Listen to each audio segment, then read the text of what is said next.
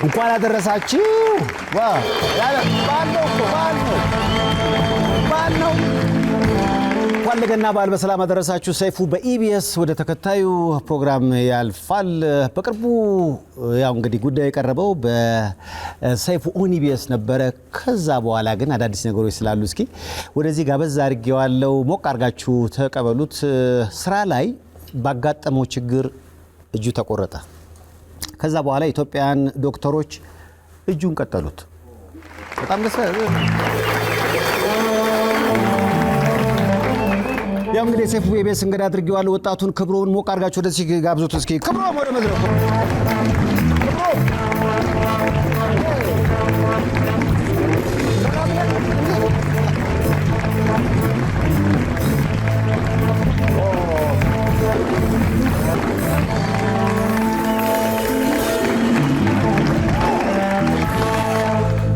እንኳን አደረሰ።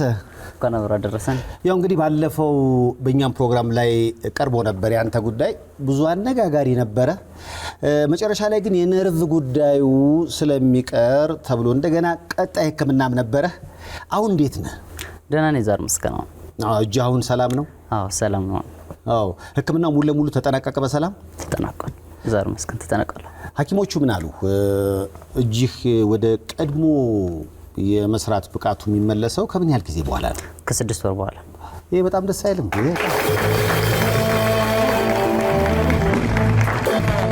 ያው እንግዲህ በጣም በህይወትህ ማትረሳው ቀን ነው ብዬ አስባለሁ። እግዚአብሔር ሁሉን ነገር ለበጎ ነው። ኢትዮጵያውያን ዶክተሮች ደግሞ ተረባርበው እጅህን ለመቀጠል ጥረት አድርገዋል። የደረሰብህ አደጋ ይሄ ነበር አይደለ? አሃ። ምን ያህል ጊዜ ማለት ነው አሁን? አንድ ወር ከ3 ቀን ምናምን። አንድ ወር ከአንድ ቀን። አንድ ወር ከአንድ ቀን። አዎ። ስራ ላይ ያለን ያጋጠመው? አዎ፣ ስራ ላይ እንጨት በመቁረጥ ላይ ነበር ያደጋ ገጠመው። እንደተሰካ ታውቅም ነበር በጊዜው? እንደተሰካማ አውቃለሁ፣ ግን እንደተላጣ አላውቅም ነበር። ግሏል። እንጨት ስንቆርጥበት ማሽኑ ሲግል ኤሌክትሪኩ ልጦት አለ ራሱ። እዛ ለማስማማት ነበር ዝቅ ለማንሳት ስል ኤሌክትሪክ ይዞኛል። ስለዚህ ላይ ነው የወደቀው? ስቡ ነው ያስገባኝ። በቲሸርት ማሽኑ ቲሸርቴን ያዘውና እየተመጣው ነው ያስገባኝ። ስለዚህ እጅህ እንደተቆረጠ ስታይ ራስን ሳትክ? አልሳትኩም። ቁም ያማተብኩኝ። እጅህን እያያመተብክ? አንዱ እጅ ላይ ማሽኑ ላይ ሳይሆን ቅድሚያ የተቆረጠ አልመሰለኝም ነበር። ከዛ እንደዚህ ቢሳየው እዚህ ጋር ተቆርጧል።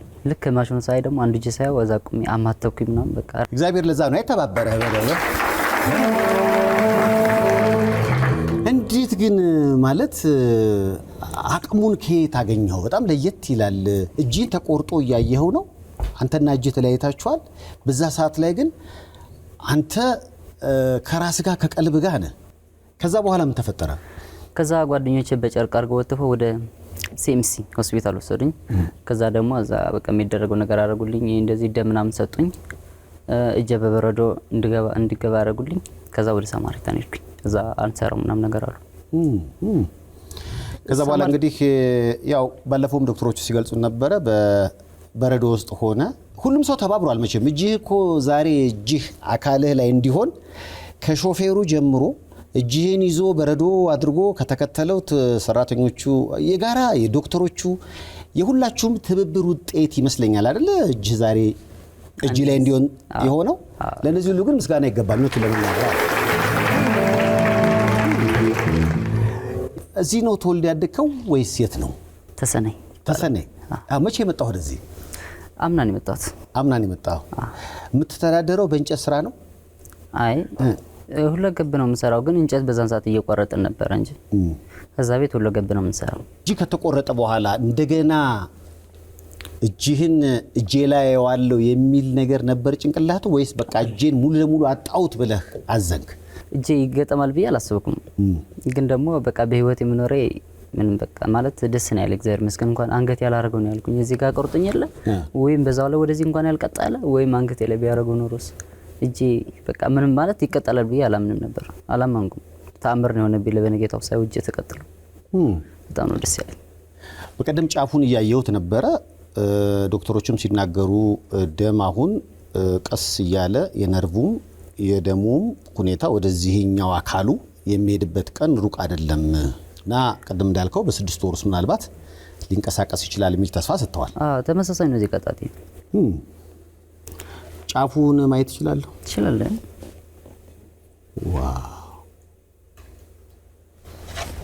ዋው! አሁን ሲነካ ስሜት ይሰጣል? የትኛው ጣቴ እንደተነካ አይታወቅም እንጂ እንደዚህ ሲነካው እንደዚህ ሲሆን ሙሉ ስሜት አለው። አሁን የኛው እንደነካው ይሰማኛል። ይሄ አሁን እኮ ገና የነርቭ ከተሰራ አሁን በቀደም አይደለ? 2 ሳምንት በ2 ሳምንት ውስጥ ትልቅ ለውጥ እያየ ነው ማለት ነው። በቃ እኮ በዚህና በዚህ ማለት እስኪ ጎና ጎና አድርጋቸው። እግዚአብሔር ታምራት በጣም ደስ ያውት ለምን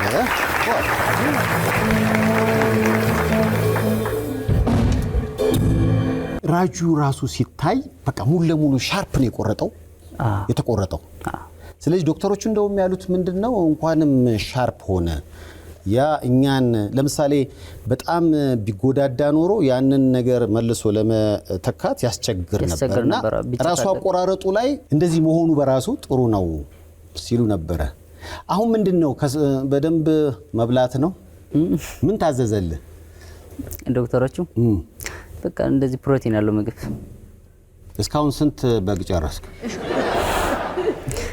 ስንት በግ እንደጨረስክ አይታወቅም። ከዛ ከየናስ ጨርጨር ስለምበላው ጥቦቱ ይሄ ከተቀጠለ በኋላ ነው? ከተቀጠለ በኋላ። ዋው! ስፌቱ አሁን ተፈቷል። በጣም ነው የሚገርመው። እዚህ ጋር ግን አያለው አይደል? ሌላ ስፌት ያን ሰዓት አውጦ ነበር አይደለ? እንደዛ በራሳቸው ነው የከፈቱት። ይሄ አሁን ያለበት ሁኔታ ነው? ያለበት ሁኔታ ነው። ዶክተሮቹ ሲናገሩ እንግዲህ በኢትዮጵያ ታሪክ ይሄ መጀመሪያው ነው ሲሉ ነበር። እንደዛ እያሉ ነበር። እንዴት አየህ ዶክተሮቹን የሥራ ውጤት? የሚገርም ነው። በጣም ነው ደስ የሚለው።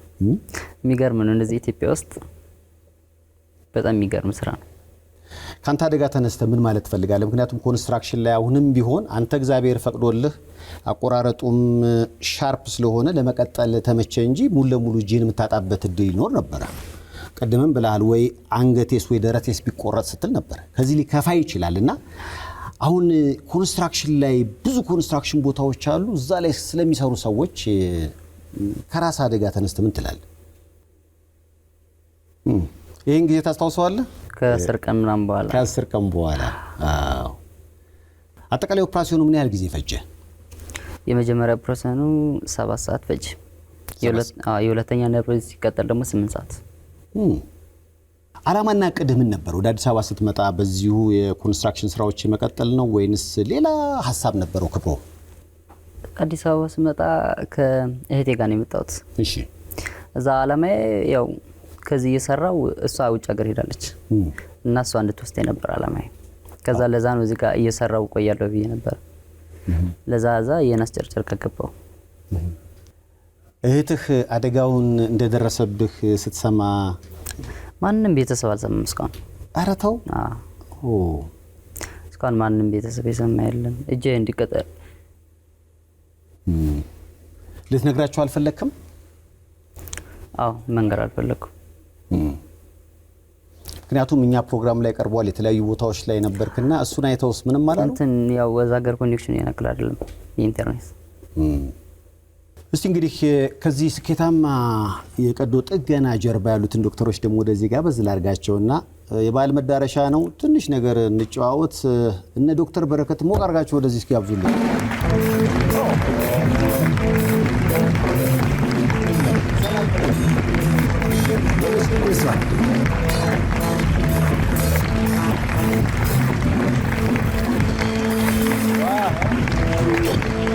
እንኳን አደረሳችሁ።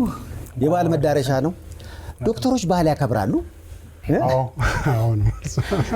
ያው ግን መሀል ላይ ኢመርጀንሲ ካለ ኢመርጀንሲ ነው። ክብሮም በባህል ከመጣን መልሰው ያው ሁሉ ጊዜ ግን ያው ስታንድ ባይ ነው። ዝግጁ። ኦፍ ኮርስ። ያላከበራችሁት ባህል አለ አሁን የምታስታውሱት? በጣም ብዙ በጣም ብዙ። ስለዚህ በግማሽ ልብ ነው ማለት ነው ባህል የምታከብሩት። ስልካችሁ ክፍት ነው? እውነት ነው። አዎ የሐኪም ስልክ ሁሌም ክፍት መሆን አለበት። ስለዚህ የዘንድሮም ገናን ከሰይፉ በኢቢኤስ ጋር ስለሆናችሁ እንኳን አደረሳችሁ በሏቸው። ያው እንግዲህ ባለፈው ስናወራ ነርቡን በተመለከተ ትንሽ የሚስተካከል ነገር አለው። ከዛ በኋላ ደግሞ ተስፋ ሲኖረው በደንብ ብናወራ ይሻላል ተባባልን። አሁን የነርቭ ሕክምናውን የጨረሰ ይመስለኛል ክብሮ። እውነት ነው። ሁለተኛውን ሰርጀሪ ሰርተንለታል። ከመጀመሪያው በኢመርጀንሲ ሪኢምፕላንቴሽኑ ወይም ሪፕላንቴሽኑን ከሰራንለት በኋላ ሁለተኛው 3 ሳምንት ኤግዛክትሊ 3 ሳምንት በኋላ ኢደም ስዌሊንጉ ኢደማ ወጣቱ ምናምን ከቀነሰ በኋላ በሁለተኛ ሰርጀሪ ገብተን ቤዚክ ኢምፖርታንት ነርቮችን 3 ነርቮች ቤዚካሊ ሰርተንለታል። ሶ ከዚህ በኋላ ክብሮም አኪዩት ሰርጀሪ የለውም። ቁስሉም ተዘግቷል። አሁን ከነርቭ ሕክምና በኋላ ነው። አሁን ከነርቭ ሕክምና በኋላ እንደምታዩት ኤልቦ ጆይንቱ ላይ በደንብ ጥሩ እንቅስቃሴ ያለው ይንቀሳቀሳል። ዶክተር ቢኒያም እያንቀሳቀሰው ነው እንዳይደርቅም መገጣጠሚያው ጥሩ ኤልቦ ጆይንት ሙቭመንት አለው። ሾልደር ሙቭመንት አለው። ቁስሉ እንዳለ ተዘግቷል። ሶ ቤዚካሊ አኪዩት ሰርጀሪውን ጨርሷል። ከዚህ በኋላ ትናንትና የተወሰኑ ስቲቾች ምናምን ሪሙቭ አድርገንለታል። ሶ በ2 ሳምንት ደግሞ ጀስቶንም ምንም ሪሙቭ እናደርግለታለን። ከዚህ በኋላ ቤዚካሊ ወደ ሎንግ ተርም ሪከቨሪው ነው የሚገባው። ሶ ነርቭ ሪከቨሪ ባለፈው እንደነገርኩ ሎንግ ተርም ፕሮሰስ ሎንግ ተርም ፕሮሰስ ነው። ሶ ወደዛ ፕሮሰስ ነው የሚገባው። ፊዚዮቴራፒ ያስፈልገዋል፣ ክትትል ያስፈልገዋል። ካሚንግ 6 ወር 1 ዓመት ያለውን ነገር እያየን የምናሻሽላቸው ማይነር ሰርጀሪዎች እንደዚህ ሊኖሩት ይችላሉ ማለት ነው። ሶ አኪዩት ሰርጀሪውን ግን ጨርሷል። ይሄ በጣም አስደሳች ዜና ነው።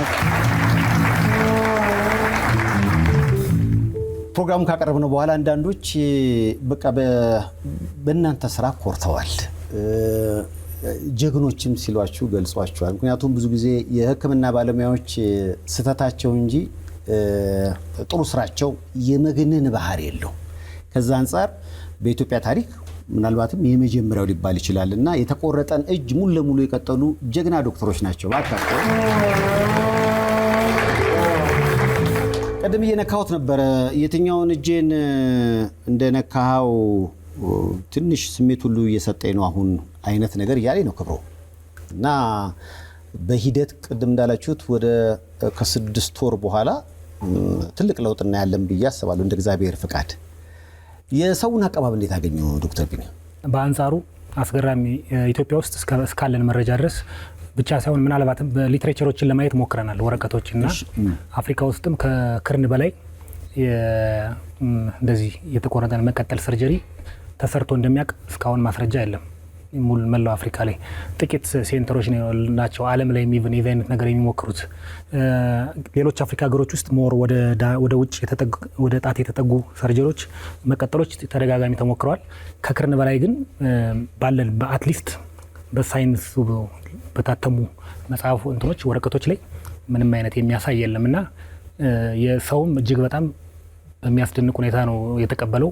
ብዙ ሰው ደስተኛ ነው። ከሕክምናው ዓለምም ያለው ከሕክምናው ዓለም ውጭ ያለውም ሰው ጥሩ ሪያክሽን ያየውበት ገጠመኝ ነው። ይሄ ምናልባት አንድ ያየሁት ኮሜንት ምንድነው ወጣችሁ በዚህ ደረጃ ለማውራት ጠዋት አይደለም ወይ የሚል ነው።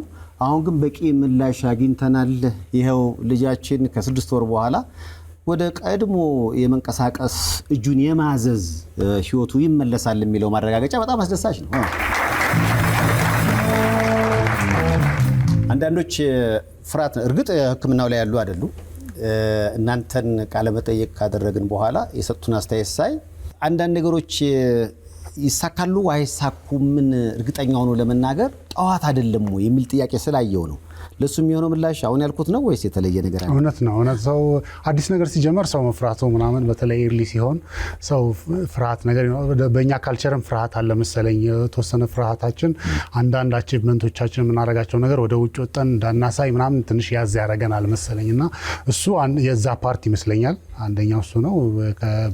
በካልቸራችን ደፍረን እርግጠኛ ሆነን ነገሮችን ትክክለኛ ሆነን ካየን በራሳችን እርግጠኛም ከሆን በኋላ ማሳየቱ ላይ ትንሽ የምንፈራው ነገር አለ። አንዱ እሱ ፓርት ነው። ሁለተኛ ግን ጀኒውሊ ደግሞ ከመስጋትም ነው። በተለይ ጤና ባለሙያው ላይም ካለው ፕሬዠር ሲስተማችን ላይ ካለ ፕሬዠር አይቻልም ከሚል ሜንታሊቲ እንዴት ኢትዮጵያ ውስጥ ሶስተኛ ዓለም ሀገር ውስጥ እንደዚህ ይቻላል ከሚል ሜንታሊቲ ሰክሰስ ምንድነው ምናምን ብለው የሚጠይቁ ወይም ደግሞ እንዳልከው ጠዋት አልሆነም ወይ ምናምን የሚሉ ሰዎች አስተያየቶች እኔም አይቻለው ኮንሺየስሊ አንዳንዶቹም ፖዚቲቭሊ ነው የተቀበልኩት እንዳልከው ከመፍራት እንደው ነገሮቹን ክሊርሊ ከማየት ከስጋትም ሴታፓችንን ከማወቅ በዚህ ሴታፕ እንደዚህ ይቻላል ወይ ከሚልም ስጋት ነው እኛ ግን እንዳልኩ ባለ ከዚህ በፊት እንደተናገርኩት የሰራነውን ስራ ስለምናውቅ በደንብም ስላየነው 2/3ኛ ቀንም ስለነበረው ሌሎች ዓለም ላይም ሲሰራ ስላየን የሱንም ሪስፖንስ ስላየነው በጣም በጠዋቱ እኛ በጣም ደስተኛ ሆነናል በ2/3ኛው ቀን ኦሬዲ ኤክሳይትድ ነበርኛ ኦሬዲ አይ ቲንክ ሀኪም ፔጅ ላይ ምናምን ሲወጣ በ3ኛው ሳምንት ወይ በ2ኛው ሳምንት ነው የወጣው ሶ ምንም ጥርጥር የለውም በጣም ሰክሰስፉል ሰርጀሪ የተሰራለት ሰርቫይቭ አድርጓል ዶክተር ቢኒያም እንዳለው እኔም ሊትሬቸር ያየው ነበርና ዓለም ላይ ራሱ ለምሳሌ በ10 ዓመት እስከ 2013 እስከ 2023 ሲስተማቲክ ሪቪው የሚለው ተደርጎ ሜጀር ሊፕ ከኤልቦ በላይ ከክርን በላይ ያለ አምፑቴሽን ሪፖርትድ የተደረጉት 14 ናቸው ሶ እንዳለው አፍሪካ ውስጥ ምናምን ያን ያህል ኮንቪንሲንግ ሪፖርት ላይኖር ይችላልና ትልቅ ሰርች ነው ሰርቫይቭ ማድረጉ ራሱ ሊምቡ በጣም ትልቅ ሲግኒፊካንስ አለው በተለይ እንደኛ ላሉ ይሄ ማዮ ኤሌክትሪክ ሊምብ የሚባል በኤሌክትሪክ የሚታዘዝ ምናምን አይነት በጣም ባደጉ ሀገሮች አንዳንድ በጣም ሞዲፋይድ ነው አርቲፊሻሎች አሉ እነሱ ሀገሮች እኛ ሀገር አክሰስብልም አይደሉም ይሄሉም እና ኢቨን እነሱ ባሉበት ሴታፕ እንኳን የሰውን እጅ የሚተካ እጅ የለም ኢቨን ብዙ ፋንክሽናል እንኳን ሳይሆን ማለት ነው ሶ ሰክሰስፉል መሆኑ በጣም ምንም የሚያጠራጥረው ነገር የለም ፋንክሽን ደግሞ በደንብ ይኖረዋል ያው ዌቲንግ ታይም አለው ሪከቨሪ ታይም አለው ፊዚዮቴራፒ ያስፈልገዋል ግን በደንብ ደግሞ ኢምፖርታንት የሆነ ፋንክሽን ይኖረዋል ብለን እናስባለን የእጅ ግልጋሎት ያው እንግዲህ ያለ እጅ መንቀሳቀስ በጣም ከባድ እንደሆነ ህይወት ላይ ይታወቃል ግን ደግሞ እንደዚህ አይነት አደጋ ሲያጋጥም እንደው አንድ ያየሁት አስተያየት ባይሰራ እንኳን መኖሩ ለህይወቱ ባላንስ እንዲያደርግ ይጠቅመዋል የሚል አስተያየት አይቼ ነበር ትክክለኛ አስተያየት ነው ዶክተር ቢኒ በጣም ጥሩ ነጥብ ነው ያነሳው እጅ ጀስት ብዙ ስራ ነው ያለው ብዙ ተግባር ነው ያለው ኮሙኒኬሽን እንኳን መግባባት ሃይ ተላለ ጀስት ተጨብጣለ ጀስት ብዙ ምልክቶችን የሚሰጥ የኮሙኒኬሽን መሳሪያም ነው ከዛ በተጨማሪ ደግሞ ብዙ ሰው ምናልባት ትኩረት ሰጥቶት ይሆን አላቅም የአእምሮ ጤና ጋር በተያያዘ እጃችን መኖር እና በአርቲፊሻል መተካት የአእምሮ ጤና ላይ ያለው እጃቸው የሌለና በአርቲፊሻል የተቀጠሉ ያላቸው ሰዎች አርቲፊሻሉን ያለ መጠቀም ለድብርት የመጋለጥ ለጭንቀት የመጋለጥ እንደዚህ የመሳሰሉ ችግሮች ተጋላጭ ናቸው የራሱ የተፈጥሮ እጅ ያለው ከሰው ከማህበረሰብ ጋር ይብን መቀላቀል ይቸገራሉ የራሳቸው እጅ ያላቸው ሰዎች ግን እነዚህ ነገሮች ከሞላ ጎደል አይከሰቱባቸውም ስለዚህ እንደተጠቀስከው አሁን በዚህ ሰዓት 5 ሳምንት እንደዛ አካባቢ ነው በዚህ ሰዓት የእጁ የመትረፍ ሁኔታ ከሞላ ጎደል ተሳክቷል እንደተባለው ካሁን በኋላ ሙሉ በሙሉ ውጤት እንትኖችን እያንዳንዱን ፋንክሽን የማምጣት ጉዳይ ነው እሱ ደግሞ በጊዜ ሂደት የሚደረግ ነው የደረሰበት ደረጃ ላይ እንኳን ደርሶ ሙሉ እንኳን ባይሆን ስቲል እጅግ በጣም የሚያግዝ እንዳልኩ የካይምሮ ጋር ተያይዞ የሚመጡ ነገሮችን ከኮሙኒኬሽን ከማገዝ የማይተካ ሚና የሚጫወት ነው የሚሆነውና እንዳልከው ጀስት እንኳን የተወሰነ ማግኘቱ ላይ ቀር ነገር ባያገኝ እንኳን የተረፈች እጅግ በጣም የማይተካ ነው ከግርም በዚህ ጉዳይ ይለያል እግር አርቲፊሻል ሲተካ በአንጻሩ ሚናውን ሊተካው ይችላል በሚቀራረብ መልኩ እንቅጫ እንኳን ባይሆንም ማለት ነው የእጅ ግን የራስች በጣም እንትን ነው በኢትዮጵያ ዶክተሮች አሁን ብዙ ሰዎች የሚሉት የብቃት ችግር የለም እንደው የዕቃ ጉዳይ ካልሆነ በስተቀር አሁን በዓለም ላይ በጣም የሚገርሙ ትልቅ ስራዎችን የሚሰሩ ዶክተሮች ዓለም ላይ አሉና እውነቱን ለመናገር አስተያየቶችንም ሳይ የሰውን በአብዛኛው የሚያሞግሱና በኢትዮጵያ ሕክምናና ሐኪሞች ላይ አሁንም ቢሆን እንተማመናለው አይነት ሐሳብ ስለሆነ ያን ስሜት እንዲፈጠር ስላደረጋችሁ ላመስግናችሁ ብዬ ነው እውነቱን ለመናገር ከህዳር 22 እስከ ጥር 21 ቀን 2018 ዓ.ም ድረስ ከአቢሲኒያ ባንክ ጋር ይጀምሩ ያድሱ እና ይደጉ የተሰኘ ሽልማት መርሃ ግብር ዛሬም ለክቡራን ደንበኞቹ አዘጋጅቷል። ከእርሶ የሚጠበቀው የባንካችን ቤተሰብ በመሆን አስደሳች ሽልማቶችን ማግኘት ያስችሎታል። አቢሲኒያ የሁሉም ምርጫ። እያደገች ባለች ፈጣን ከተማ ውስጥ ልብ ለራሱ የተረጋጋ ቦታን ይፈልጋል። አንዳንድ ራዕዮች ከመሬት ስር ይፈልቃሉ፣ ከነገ ይዛመዳሉ። ወደ ቤቶ እንኳን በደህና መጡ። ከአኮያ ቤት ሲገዙ የኢትዮጵያ አየር መንገድ ሼባ ማይልስ ጎልድ አባልነትን በክብር ይቀበላሉ። አኮያ ፕሮፐርቲስ የኢትዮጵያ አየር መንገድ ሼባ ማይልስ የመጀመሪያው የሪል ስቴት ፕላቲኒየም ፓርትነር። አጠቃላይ ቀዶ ጥገናው የፈጀው 7 ሰዓት ነው። የመጀመሪያው ቀዶ ጥገና 7 ሰዓት አካባቢ ነው። አይ ቲንክ ወደ ኦልሞስት ወደ 6 ሰዓት ምናምን አካባቢ ነው ሰርጀሪ የጀመርነው። ወደ 12 ሰዓት 1 ሰዓት ኦልሬዲ ጨርሰን ክብሮም ወደ ጽኑ ሕሙማን ክፍል ትራንስፈር እያደረግነው ነበረ፣ ሰኞ ቀን ማለት ነው። ረጃ አሁን በህይወታችሁ ያሳለፋችሁ ትልቅ የኦፕራሲዮን ሰዓት ምን ያህል ነው ሊባል ይችላል ዶክተር ቢኒ?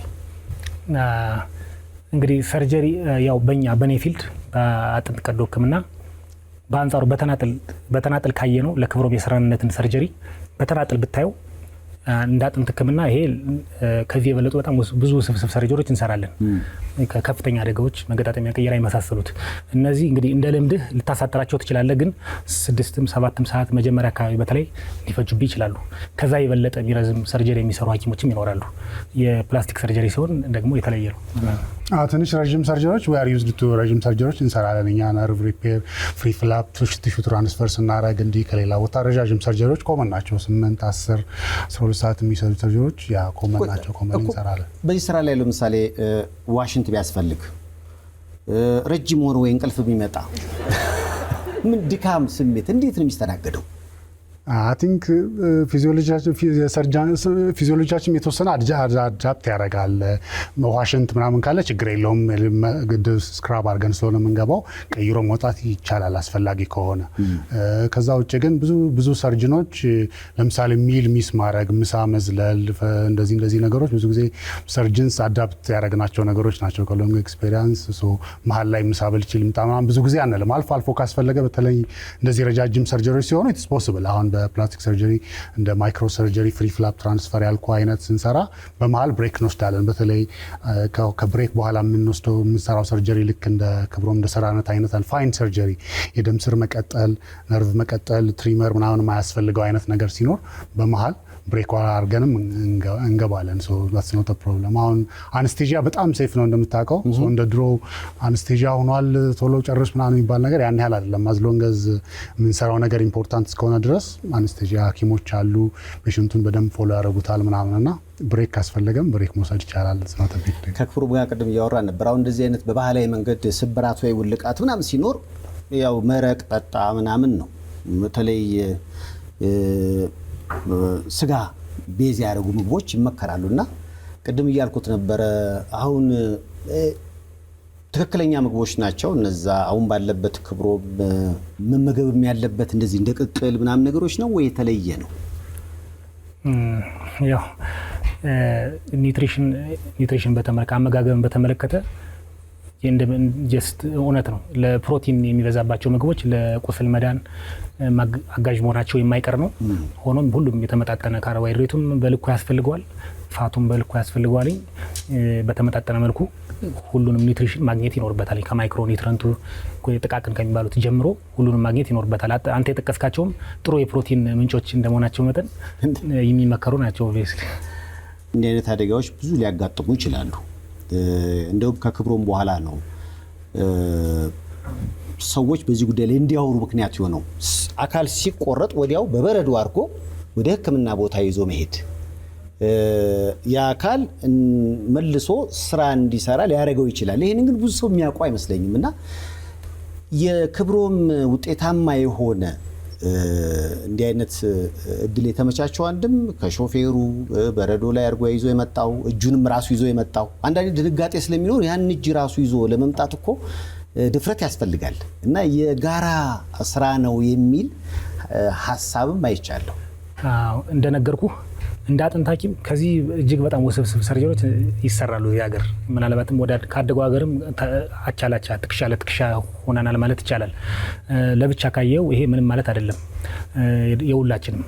ግን ይሄ እንዳልከው ሁሉ ነገር ከጓደኞቹ ጀምሮ አደጋው ሲደርስ የተቆረጠውን እጅ አብሮ ከማስከተል ጀምሮ የመጀመሪያ ያገኘው ሆስፒታል ካደረገው ጥረት ከዛ በኋላም የኛ ጋር የነበረው ኦርጋናይዜሽን ተቀናጅቶ መገኘት ለስኬታማነቱ አክቹአሊ ትልቁ ነገር ይሄ ነው። ሌላ ጀስት እያንዳንዱ በተናጠል ብታየው በጣም አስደናቂ ላይሆን ይችላል።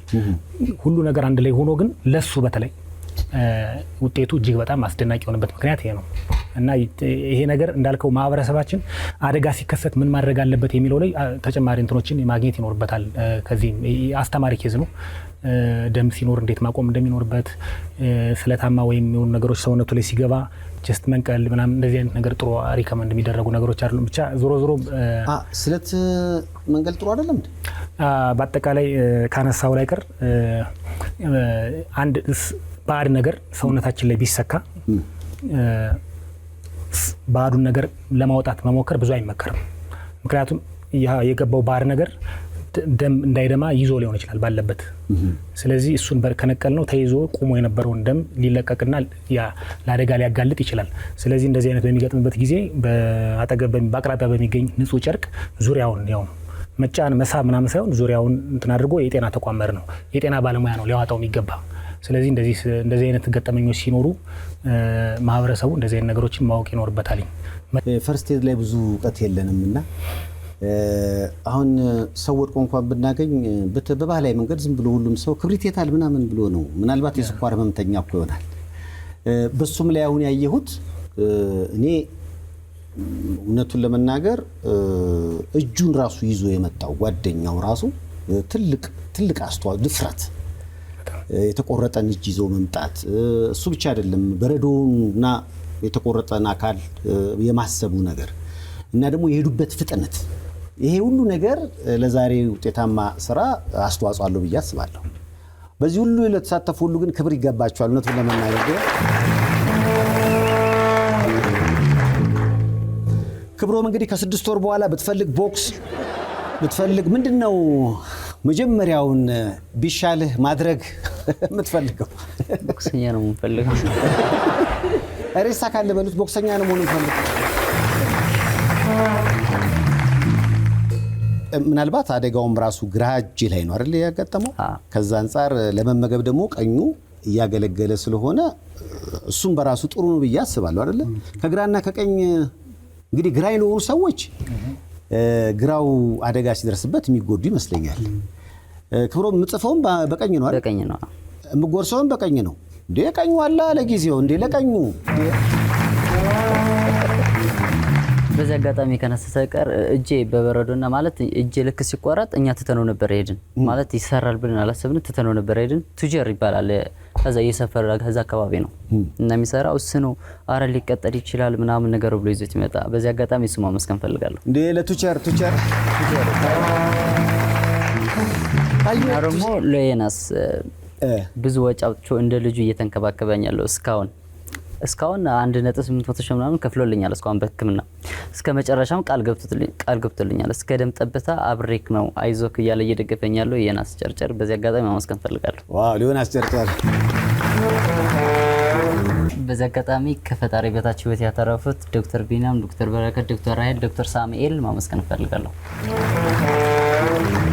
ያው እስከ 2 ሚሊዮን ብር የሚገመት የሕክምና ወጪዎችን በጊዜ ሂደት ምንም የሚያስቸግር ነገር የለም በሚል እስካሁን እንግዲህ የወጣው ይሄ ነው።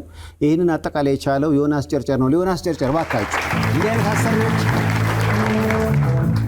እሱ ብቻ አይደለም። ቅድም ስጠይቅ ነበር እኮ ምንድነው የሚያስፈልገው? አሁን ጠቦት ነገር ምናምን ጠቦት ጥሩ ነው ከቀሉ ዶክተር እንዴት ፕሮቲን ያለው ነገር ጥሩ ነው። ሃይ ፕሮቲን ዳይት ሪኮመንድ ይደረጋል። ያው ዮናስ ጨርጨር እንደው ለበዓል አለና ምን ያህል ጠቦት እንደሚገዛ ባይታወቅም የ150 ሺህ ብር ስጦታም ጨምሮላል። ለበዓል ስጦታ ነው። ሕክምናው የሚያስፈልገው ነገር ካለ ደግሞ አለሁ ብሏል ዮናስ ጨርጨር። ምክንያቱም ቀደም ስናወራ ነበር በተለይ ኢንሹራንስን በተመለከተ እንዲህ አይነት እንደ ዮናስ ጨርጨር አይነት ደግ ልብ ያለው ሰው አሰሪ ብዙ ጊዜ ላያጋጥም ይችላል።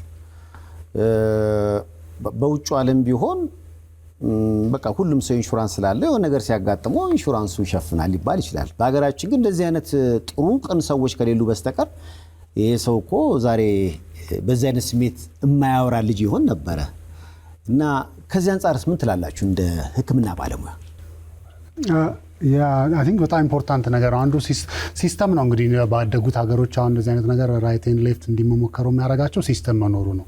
ሕክምና በጣም ኤክስፔንሲቭ ነው። የሚያስፈልጉ ማቴሪያሎች አሁን ለምሳሌ ቅድም በጠቀስኩልህ ሲስተማቲክ ላይ ወደ 600 የሚሆኑ የተቆረጡ እጆች ወደ ሕክምና ይዘው ሂደዋል። በሌሎች ዓለም ፐብሊሽ በሆኑ አርቲክሎች ከ500 ምናምን የሚሆኑ ብዙ ጊዜ ጣቶች ናቸው። እንደዚህ ትናንሽ የሆኑ ስትራክቸሮች ናቸው። ኮመንሊ እንደዚህ ትላልቅ ስትራክቸር ያው ሬር ነው፣ አያጋጥምም። እንዳልኩ 14 የሚሆኑ ነው ከዚህ ለምሳሌ ከክርን በላይ የሆኑት። እኛም አሁን ኢቭን የክብሮም ኬስ ከወጣ በኋላ ጣት ምናምን ይዘው የመጡ ሰዎች አሉ። ኮመን ነው፣ የሚፈጠር ነገር ነው ማለት ነው። ሲስተም ያስፈልጋል በጣም። አሁን እኛ እንዳልኩ የክብሮም ሰርጀሪ ሰክሰስፉል የሆነው ራይትሊ እንዳልከው በጣም ስፖንሰር የሚያደርገውም ሐኪም ስለነበረ፣ ጥሩ ሴንተርም ስለታከመ፣ ጥሩ ኬርም በሕክምናው ዙሪያ ከሰርጀሪውም ፔሪ ኦፕሬቲቭ ያሉ ነገሮች ሁሉ በጣም ፐርፌክትሊ ስለሄዱ ነው። ለምሳሌ ከሰርጀሪ በኋላ የተወሰነ ሪከቨር ማድረግ ነበረበት። ጽኑ ሕሙማን ክፍል ገብቶ እንደዚህ አንድ ሳምንት ከእያንዳንዱ ሰርጀሪ በኋላ ኦልሞስት 7 ቀን 8 ቀን የሚሆን ሆስፒታል ውስጥ ቆይቷል እና እነዛ ነገሮች ሁሉ ለአውትካሙ በጣም ኮንትሪቢዩት አድርጓል። እንዳልከው ኮስቱ እንደተጠቀሰውም ከፍተኛ ነውና ሲስተም በጣም ያስፈልጋል። ማቹር አሁን ሩቲን እንዲሆን ዴይሊ እንዲሰራ እነዚህ ነገሮች ሲስተም ያስፈልጋሉ። ኢንሹራንስ ያልከው በጣም ኢምፖርታንት ነው። ሁሉም ሰው እጄ ይቆረጣለሁ ብሎ ለእጁ ለመቁረጥ መቼም ሴቭ አያደርግም እና እነዚህ አይነት ሲስተሞች በደንብ ማቹር ማድረግ አለባቸው። የኢንሹራንስ ሲስተሞች፣ የኢንስቲቱሽናቸው ሬዲነሶች፣ ማቴሪያሎች እንደ ኦፕሬቲንግ ማይክሮስኮፕ አይነቶች፣ ስቲቾች። አሁን እነዚህ ለምሳሌ ለመቀጣጠል የሚሆኑ በጣም ቀጫጭን ኪሮች ማርኬት ላይ እንደ ልብ አያገኙም። አንዱ ለሰክሰሱ ኮንትሪቢዩት ያደረገው የክብሮም ደም ስሮቹ ትንሽ ትላልቅ ስለሆኑ ሪሌቲቭሊ አቬሌብል የሆኑ ስቲቾችን መጠቀም ችለን ነበረ። እነዚህ ነገር ሲስተም በጣም ኢምፖርታንት ነው። እነዚህ ሩቲንሊ ለመስራት በተለይ እንግዲህ ሆፕ እያደረግነው የሕክምና ኮሚኒቲውም አንዱ ኤክሳይትድ የሆነበት ይሄ ነገር በቃ ሩቲን ይሆናል፣ የሀገራችን ሄልዝ ሲስተም እያደገ ነው የሚል ሪስፖንስ ነው ያለውና አንዱ ይሄ ሩቲን እንዲሆን የሚያደርገው ነገር ይሄንን ነገር ወደ ሲስተም መቀየር፣ ኢንሹራንስ ሲስተሞች እንዲኖሩ ማድረግ፣ ሬዲነስ ሆስፒታሎች ውስጥ እንዲኖሩ ማድረግ፣ እነዚህ ነገሮች በጣም ኢምፖርታንት ናቸው። እንደዚህ አይነት የመቆረጥ አደጋ ቢያጋጥም ምናልባት ይህንን ፕሮግራም በርካቶች ሊያዩት ይችላሉና ፍሪጅ ውስጥ ያለ በረዶ ውስጥ ነው ለምሳሌ ማድረግ ያለበት አንድ ሰው የቅዝቃዜው መጠን ራሱ የተቆረጠውን አካል የሚፈልገው የቅዝቃዜ መጠን ምን ያህል? እንደዚህ አይነት ገጠመኞች ሲኖሩ በሕክምና የዋርምና ኮልድ ስኬሚያ የምንለው ነገር አለ። ያ ማለት በቅዝቃዜ የተያዘ ሴሎቻችን ቲሹዎቻችን በቅዝቃዜ የበለጠ የመቆየት ፋንክሽን የማድረግ የመስራት አቅም አላቸው። በሙቀት ደግሞ በጊዜ ቶሎ ከእነሱን የሰሯቸው ፕሮቲኖች እንዳልነበሩ ሆነው የመበላሸት እድሎች ስላሉ ከሙቀት ቅዝቃዜ ይመረጣል። በቅዝቃዜ የተያዘ አካል በሙቀት ከተያዘ ይልቅ ለረጅም ጊዜ የመቆየት እድል አለው። ይህም ሲሆን ግን በቅዝቃዜ እንዴት ነው የምናደርገው የሚለው ደግሞ መሰረታዊ ነው። ቀጥታ በረዶ ላይ ይህን አካል ብናስቀምጠው ከዜሮ በታች ይሆንና በረዶ በጣም ከፍተኛ በረዶ ደግሞ ልክ እንደ ሙቀት ሴሎቻችንና ፕሮቲኖቻችንን በማይመለስ መልኩ ሊጎዳቸው ይችላል። በዙሪያው በላስቲክ ሆኖ ግን ያው አካሉ በላስቲክ ሆኖ በዙሪያው በረዶ ብናስቀምጥ ግን ምን ይጠበቃል? እስከ 4 ዲግሪ ሴንቲግሬድ ምናምን አካባቢ ድረስ ያለ ኦፕቲማል የሚመች የሙቀት መጠን መፍጠር ይቻላል። በዛ ሁኔታ ላይ ሴሎቻችን እና ቲሹዎቻችን ለረጅም ጊዜ ሳይበላሹ መቆየት ይችላሉ። ስለዚህ በሕክምና ተቋም በሚደርሱበት ጊዜ የውጤታማ ሰርጀሪ ለማድረግ አስተዋጽኦ ያበረክታል ማለት ነው። ስለዚህ የተቆረጠውን አካል ቅድም እንደተባለው በላስቲክ ውስጥ አድርጎ ብዙም ሳይቀዘቅዝ ብዙም ደግሞ ሳይሞቅ መሀል ላይ በሆነ ቴምፕሬቸር አድርጎ ከበረዶ ጋር ቀጥተኛ ንክኪ እንዳይኖረው ማድረግ መሰረታዊ ነገር ነው። ስጋው በረዶ ማግኘት የለበትም። ቴምፕሬቸር ለመለካት ያስቸግራል። አሁን በዚህ ቴምፕሬቸር አድርጉ ብንል ግን ማድረግ ያለባቸው ምንድነው? ሲቆረጥ የተቆረጠውን ፓርት ለምሳሌ ቆሻሻም ነገር ላይ ከቆረጠ አጥቦ አጽድቶ በፔስታል አድርጎ ያንን ፔስታል ደግሞ በረዶ ባለበት ሌላ ፔስታል ውስጥ ማድረግ። በረዶና ቲሹ ዳይሬክትሊ መገናኘት የለበትም። ራሱ ፍሮስት ባይት የሚባል በጣም ቅዝቃዜው በረዶ እንግዲህ እጃችን ቆዳችን ሲነካው አንኮምፎርቴብል ስሜት አለው አይደል? ያ ሌላ ራሱን የቻለ ኢንጁሪ ያመጣል፣ ትሮማ ያመጣል። ስለዚህ ዋናው በረዶ ከቲሹ ጋር አይነካካ፣ በመሃል በፔስታሉ ነው ይቀመጥ። ከዛ ውጪ በረዶ ምሳሌ ሎንግ ትራቭል ካለ መንገድ ትራንስፖርት ካለ በረዶውን የሞቀ የቀለጠ ከሆነ መቀየር ላይ ያስፈልግ ይችላል። ቴምፕሬቸሩን እየለኩ ለማድረግ በተለይ ለኢመርጀንሲ ያስፈልጋል። ለስ እነዚህ አምቡላንሶች ኤሮፕሌኖች ምናምን ካልሆኑ በስተቀር በራሳቸው የበረዶ ቦክስ ያላቸው ዘማይት ነው። እሱን ቴምፕሬቸሩን በደንብ ሬጉሌት አድርገው 4 ዲግሪ ሴንቲግሬድ ጋር ሊይዙት ይችላሉ። ለአጠቃላይ ማህበረሰቡ ግን ዶክተር ቢኒ እንዳለው የተቆረጠውን አካል በፔስታል ከዛ ያንን ፔስታል ደግሞ በሌላ ፔስታል በረዶ ያለበት ሌላ ፔስታል ውስጥ ማድረግ ነው ሪኮመንድ የሚደረግ። በጣም ደስ ይላል። ምናልባት እናንተን በግል መጠየቅ የምፈልገው በእናንተ ሙያው ለምሳሌ ምን ያህል የህክምና ሰዎች አሉ? አሁን ዶክተር ቢኒያም በአንተ ዘርፍ። በጣም ጥሩ ጥያቄ። እኔ ከአጥንት ቀዶ ህክምና በኋላ በሰብ ስፔሻሊቲ በከፍተኛ አደጋዎችና መገጣጠሚያ ቀየራ ልዩ ሰብ ስፔሻሊቲ ነው የሰራሁት። በእኔ ከ10 በላይ ባለሙያዎች አሉ በቁጥር። አሁን እንዲሁም ከዛም በላይ እያደገ ነው፣ በፍጥነት እያደገ ነው የኛ ፊልድ። 10 የህክምና ባለሙያ ለ130 ሚሊዮን በአጥንት አጠቃላይ የአጥንት ቀዶ ህክምና ስፔሻሊስት ከ400-500 እንደርሳለን። በሰብ ስፔሻሊቲ ደረጃ ግን አሁን የክብሮም አይነትን ገጠመኝ ለመስራት ሙሉ የአጥንት ቀዶ ህክምና ስፔሻላይዝ ያደረገ በሙሉ መስራት ይችላል። በአንጻሩ ከባድ የሚባል አይነት ሰርጀሪ አይደለም የአጥንት የክብሮም ጋር የገጠመን። ከዛ ውጭ ያሉ ግን ውስብስብ ስብራቶች፣ መገጣጠሚያ ቀየራ፣ የዳሌ እንደዚህ አይነት ከባድ ስብራቶችን ለመስራት ነው በዛ ልክ ያልኩ። ከ10 እስከ 20 የማይበልጡ ሰብ ስፔሻሊስቶች በመላው አገሪቱ ነው ያሉት። በእኛ ባለፈው ከነርቭ ጋር በተገናኘ የደም ስርን የተመለከተውን ፓርት አብራችሁ የሰራችሁት ዶክተር በሷ የሙያ ዘርፍ 10 ብቻ እንደሆኑ በኋላ ላይ ሰማሁ። እውነት ነው? አዎ የህክምና ባለሙያው ቁጥራችን እየጨመረ ራፒድሊ እያደገ እንደሆነ ቁጥር ደግሞ በተለይ አድቫንስድ ሰርጀሪዎችን ኢንትሮዲዩስ ስናደርግ ለመሆኑ ማን ነው ያንን አድቫንስድ ሰርጀሪዎች የሚሰራው ብለህ ስትጠይቅ እየቀነሰ ይመጣል ቁጥሩ። አስፓየር ስታደርግ እየቀነሰ ይመጣል። ለምሳሌ ፕላስቲክ ሰርጅኖች እኛ ከረንትሊ ጀነራል ፕላስቲክ ሰርጅኖች ወደ 60 70 80 አካባቢ የተጠጋ ነው። ቁጥራችን እየጨመረ ነው። ግን ለምሳሌ እነዚህ ዲስታል በጣም ቀጫጭን የደም ስሮችን ለመቀጠል ማይክሮ ሰርጀሪ ደግሞ ማይክሮ ሰርጀሪ ሰብ ስፔሻሊቲ ይባላል። በማይክሮ ሰርጀሪ ሰብ ስፔሻሊቲ የሰሩ ልጆች እኛ ጋር ኢትዮጵያ ውስጥ ለምሳሌ 1 ወይ 2 ነው ያሉት ከረንትሊ። ፕሮባብሊ ሌላ 1-2 ትምህርት ላይ ያሉ ልጆች አሉ። በአጠቃላይ 3-4 ይሆናል ማለት ነው። አሁን እንደዚህ ጣቱንም ምኑንም እንቀጥል ካል ማን ፓወር ላይ አይ ቲንክ ብዙ ኢንቨስት ማድረግ ያለብን ነገር አለ። ቁጥራቸው እንዲበዛ እንጸልይ እንጂ በጣም ለመላው ክርስቲያኖች እንኳን ለጌታችን ለመድኃኒታችን ለኢየሱስ ክርስቶስ የልደት በዓል በሰላም አደረሰን። ለገና ስጦታ አሊያም ለበዓል አስቤዛ ወደ ሀገር ቤት ገንዘብ ለመላክ ካሰቡ በደንበኞቹ የተመሰከረለት ኢትዮ ዳሽ ፈጣን የሐዋላ አገልግሎትን ይጠቀሙ። የኢትዮ ዳሽ የስልክ መተግበሪያን ከአፕ ስቶር እና ከፕሌይ ስቶር ስልኮ ላይ በመጫን የእርሶንና የቤተሰቦን ደስታ ያድምቁ። በዓሉን የሰላም ያደርግልን። ከኢትዮ ዳሽ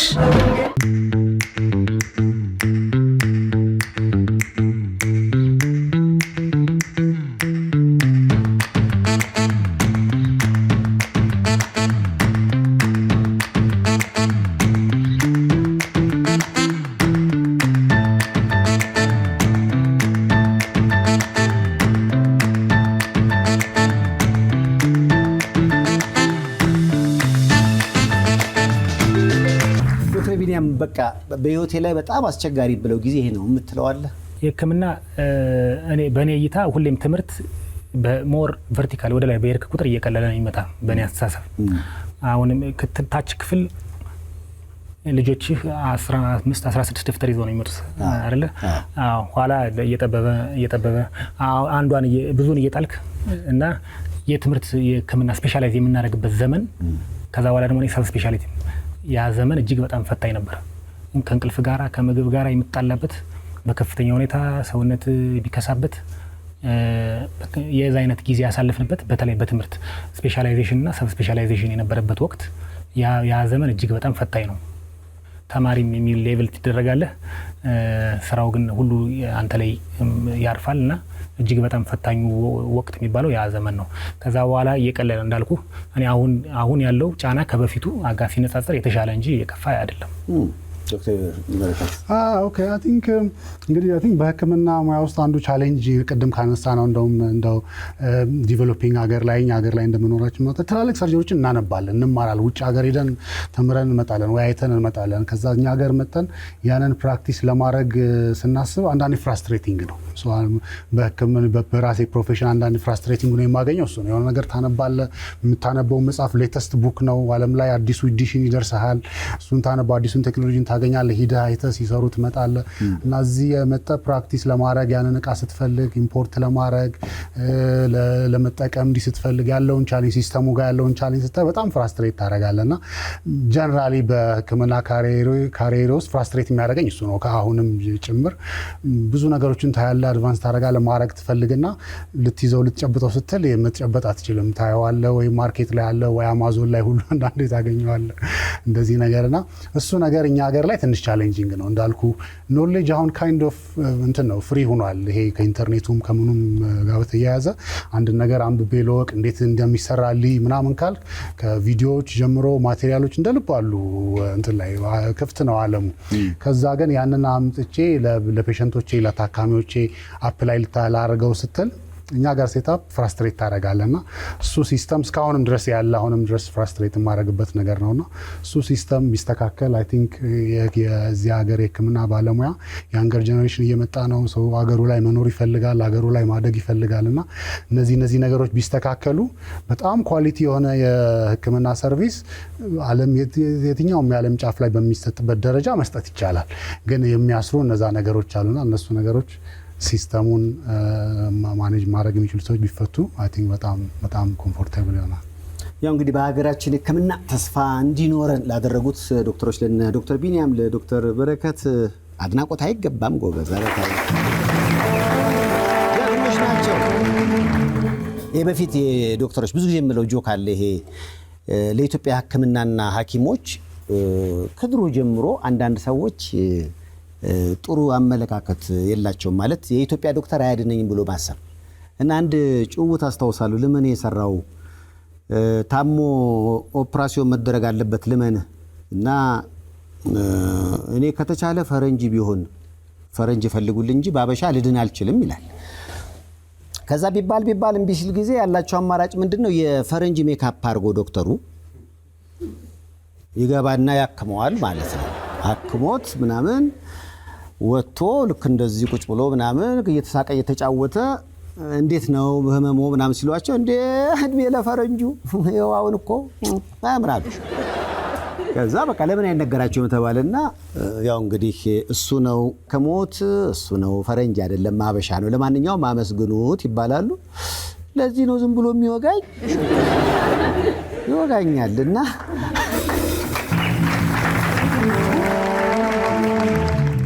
እንዲህ አይነት አመለካከት በጊዜ ሂደት እየጸዳ እንዴት ለምታደርጉ ጠንካራ ዶክተሮች ግን በአደባባይ ምስጋና ይገባቸዋል ማለት ነው በሀገራችን ህክምና አንዳንድ ሰው በቃ ወደ ውጭ እኮ ተባልኩ ይላል በደስታ ወደ ውጭ እንደ በዚህ ሀገር ላይ መታከምን የመሰለ ነገር የለም የሚገርሙ ምርጥ ዶክተሮች አሉን ነው እኮ የተባለ ያለው ቢሳካ ሁሉም ነገር እዚህ ቢሆን የተሻለ ነው ከአቅም በላይ ካልሆነ በስተቀርና በእኛ ልጆች በራስ ዶክተሮች የህክምና ተቋም መታከምን የመሰለ ነገር የለምና እንዲህ አይነት ውጤታማ ነገር ስናይ ደስ ስላልን ነው አንድ የጋበዝናችሁ የባህል እንግዶቼ ስለሆኑ በጣም አመስግኗቸው ባካችሁ ከስራ ላይ አሁን ራሱ ስትመጡ እርግጠኛ ነኝ አለ አይደል ዛሬ ቀዶ ጥገና ከቀዶ ህክምና ነው የመጣሁት አሁን ሰርታችሁ ነው የመጣችሁት ከዛው ነው ቀጥታ የመጣ ነው ምን ሰራሁ ለምሳሌ ዶክተር የጉልበትና የዳሌ መገጣጠሚያ ቀየራ እየሰራን ነበር ጉልበት መቀየር ጀመራችሁ አዎ እሱ ነው አንዱ ነጥብ እኛ ሀገር ላይ ውጭ አገሪቱ እጅግ ከፍተኛ ሃርድ ከረንሲ የምታወጣባቸው ሰርጀሪዎች አሉ የላከ ሰው እየሄደ ግን እዚህ ሀገር ይሰጣሉ ብዙ ሰው ካለማወቅ በማወቅም ባለማወቅም እንደዚህ አይነት ውስብስብ ሰርጀሪዎች እዚህ እንደሚሰሩ ካለማወቅ ከፍተኛ ገንዘብ አገሪቱ ታጣለች እና ጀስት ቅድም ያልከው ነው የኛ ሀገር ሐኪሞች ሌላ ሀገር ሄደው ኮምፒተንት ነው በየቦታው ሲሰሩ ታገኛቸዋለህ እዚህ ሀገር ያለውም አሁን ሌላውን ዓለም ሄዶ የመማር ድል አለው እኔም ለምሳሌ እንግሊዝም አሜሪካም ሄዶ የመማር ድል ነበረኝ እና ያናቀዋለን የዛን ህክምና እዚህ ለማምጣት ይችላል ስለዚህ ውስብስብ ስብራት፣ መገጣጠሚያ ቀየራ በእኛ ፊልድ እንኳን ስትሄድ ማለት ነው ሌሎች ውስብስብ ሰርጀሪዎች ይሰራሉ። አሁን የመጣሁት እንኳን ከዛው አሁን ጉልበት መቀየር ተጀመረ። ይሄ ጉልበቱ ይቀየራል። ኧረ ቀይሩልኝ ደክኛለሁ። ይሄ ለየት የሚል ይመስለኛል።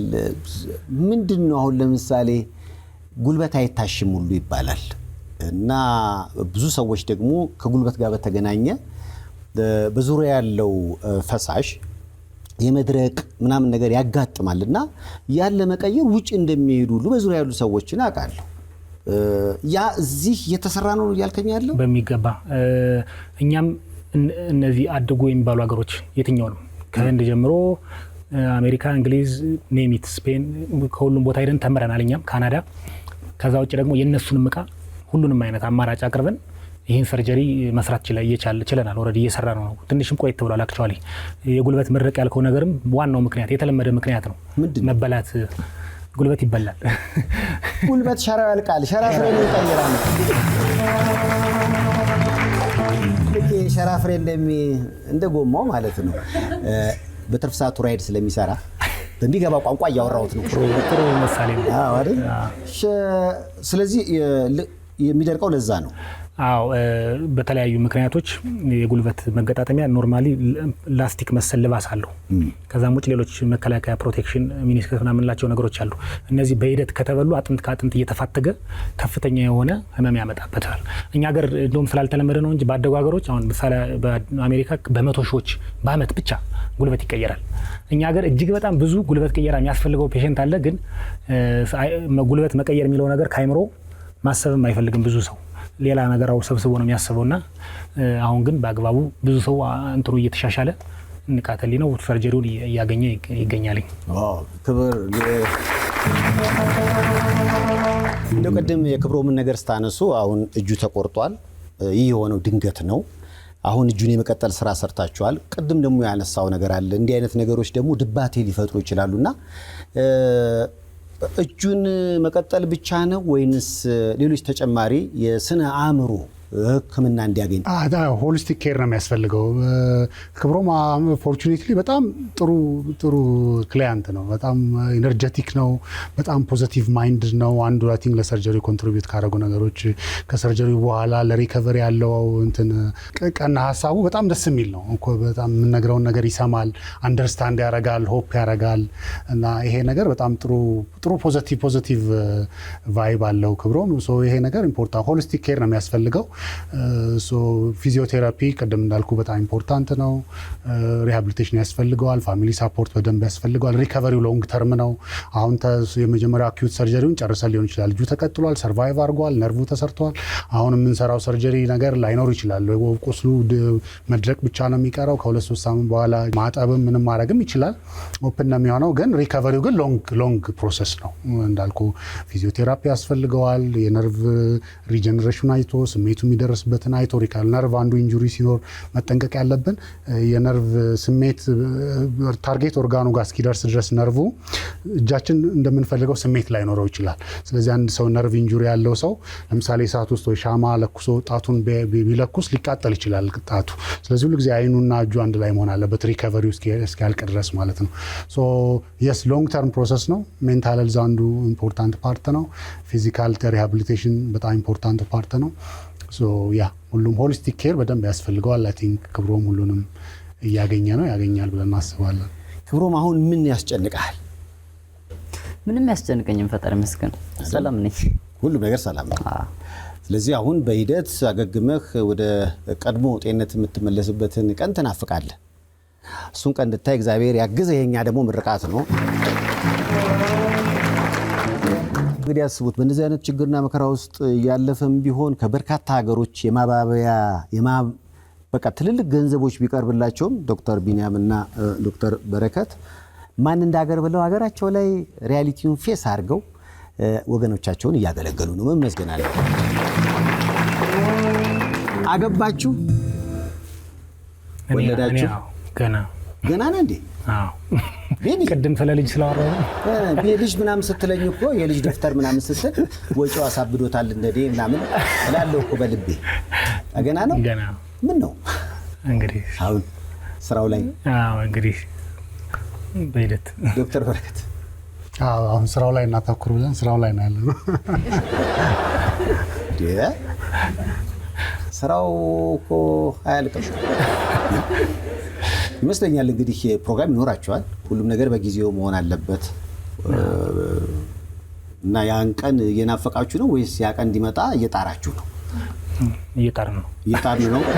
በሚቀጥለው እንግዲህ ሲመጡ አገበታው እኔም ፈራግ ብቻ አልወለድኩም እንጂ ተቢኔም አገብቷል። ቀለበቱን ደብቆት ነው እንዴ? አልወለድኩም እንጂ ልጅ ነው የሌለኝ። ዶክተር በረከት ግን በሂደት ላይ ቃል ምገባልህ ይሄ ባንድ ያንተን ሰርግ በነፃ ይሰራል። ይኸው ሰላላችሁ በዓል መዳረሻ ነው። እንግዶች ስለሆናችሁ ከልብ ነው የማመሰግነው። ብዙዎች ደስ ብሏቸዋል። ብሔራዊ ጀግኖች ናቸው ተብላችኋል።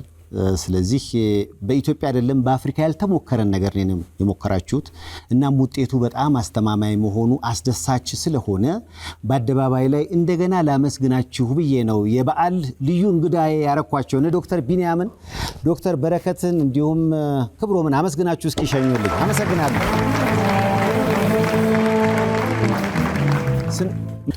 አቅፈሳማቸው አሁን እኮ ወደ